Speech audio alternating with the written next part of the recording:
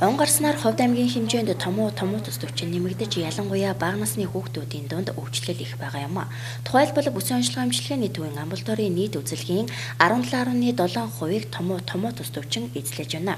Иймээс зарим тасгуудын ачаалал нэмэгдэж эмч сувилагчид 2 дахин их ачаалалтай ажиллаж байна. Өөрөөр хэлбэл нэг эмч өдөрт дунджаар 30-аас 40 хүн үзэх нормтой хэдий ч он гарснаар өдөрт 60-аас 100 хүн үзэж туслам зөвлөгөө өгч байгаа юм. Харин ачаалал ихтэй байгаа дотрын тасагт хэвтэн эмчлүүлэгчдийн 47.6%, хүүхдийн тасагт хэвтэн эмчлүүлэгчдийн 66% нь томоогийн хүндрэл хатгаагаар өвчилжээ. За дотрын тасагт өнөөдрийн байдлаар 65 өвчтөн хэвтэж эмчлүүлж байна. 65 дотрын тасаг маань өөрөө 35 ортой тасаг тэгээд 65 хүн эмчлүүлж байна. За ийм учраас бид нар орд илгээд дотор 2 гэсэн халдвартын 2 давхарт бол дотор 2 гэсэн тасаг нээж тэр тасагт 17 хүн эмчлэгдэж байна. За нийт эмнэлэгт дотрын тасагт эмчлүүлж байгаа 65 хүний 31 хүн буюу 47.6% нь томооны хүндрэл хатгаагаар өвчлсөн байгаа. За хүүхдийн тасагт маань өнөөдөр 54 хүүхэд эмчлэгдэж байна. Үүний 35 нь томоогийн хүндрэл хатгаатай хүүхэд байгаа. За энэ нь нийт хэвж байгаа хүүхдийн 66% нь хатгаатай байна гэсэн үг. За харьцангуй зүгээр сүүлийн түрүүчийн 7 хоног энэ 7 хоногийн эхний 3 дахь хүртэлх үеийг бодвол сүүлийн 4 дахь 5 дахь 2 өдөр бол томоодос өвчнөөр өвчлөж байгаа хүүхэд үзүүлж байгаа хүүхдийн тоо арай багасж байна. Энэ юутай холбоотой юм бол нэгдүгээрт өрхийн эмнэлгүүд маань орой 9 хүртэл уртссан цагаар ажиллаж байгаа юм байна. За хоёрдугаарт цэцэрлэг сургууль хаасантай холбоотой хүүхдүүд нөгөө гэртээ байгаа учраас ханаа томооны дэгдэлт арай багасж байгаа болов уу гэсэн ийм таамаглал биднэрт байна.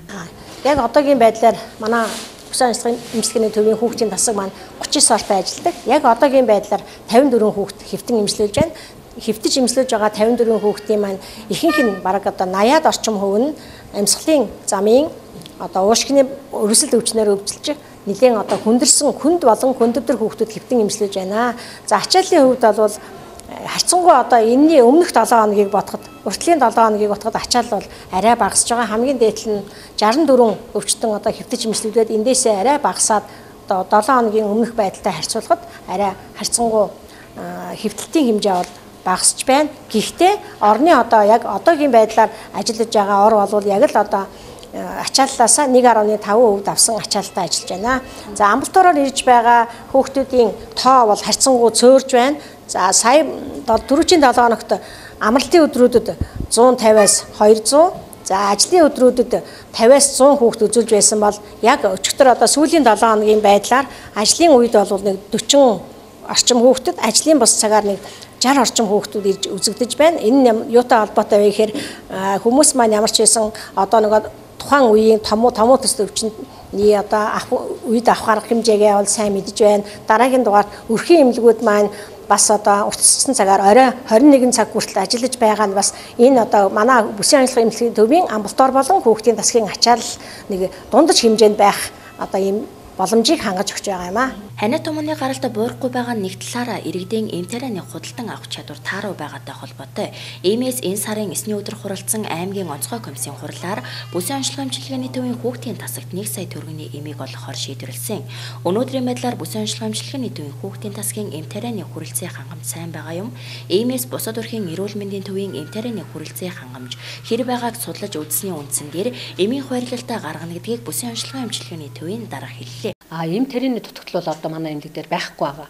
Хангалттай байгаа, шаардлагатай эм тариа бол хүрэлцээтэй байгаа.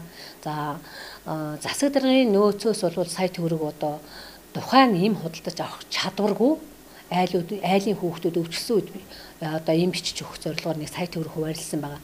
Энэ хуваар минь өнөөдрөөс ирж байгаа учраас арайхан бичигдэж эхлэегүй байна. За энийг бичихийн тулд бид нар бас нэлээд тооцоо гаргах ёстой. За би засаг даргын тамгын газартай яриад багуудаас багийн эмчнараас шаардлагатай энэ хүмүүс л бид нар эмийг өнгөө олгох ёстой шүү гэсэн хүмүүсийн нэрсийг авгаж байгаа. Тэгжээж нэрсийг авчирч тухайн хүүхдтэй хүрэх байхаа гэж бодож ийм тооцоо гаргаж өгөөч гэдэг хүсэлтийг тавьсан байгаа. Цаашид томуу тус өвчин нэмэгдэх, тус өвчин бага насны гэлтгүй насанд хүрэгчдэд хүртэл тусах эрсдэл өндөр байгаа юм. Иймээс томуу тус өвчнөд тэмцэх, сэргийлэх арга хэмжээг эрчимжүүлэх үүднээс Ховд аймгийн Цаг даргын 2018 оны 1-р сарын 11-ний өдрийн А16 тооцоо ихрэмж гарч аймгийн хэмжээнд энэ сарын 12-ны өдрөөс эхлэн 10 хоногийн хугацаанд олон нийтийн арга хэмжээг зохион байгуулахыг түр хязгаарлалаа. Мөн эрсдэлтэй бүлгийн хүн амд үзүүлэх эмнэлгийн тусламж үйлчилгээ, урьдчилан сэргийлэх арга хэмжээг сайжруулж, бүсийн онцлогын эмчилгээний төв, нэгдсэн эмнэлэг, сум дунд сум өрхийн эрүүл мэндийн төвүүдийг уртсгасан цагаар ажилуулах, хүлээгдэл чирэгдэлгүй үйлчлэх, эрсдэлт бүлгийн иргэдэд үзүүлэх сум өрхийн эмчийн үзэлгийг гэрийн үйлчилгээнд шилжүүлэх, удирдлага зохион байгуулалтын арга хэмжээ авч ажиллахыг холбогдох байгууллагын дарга нарт үүрэг болгожээ.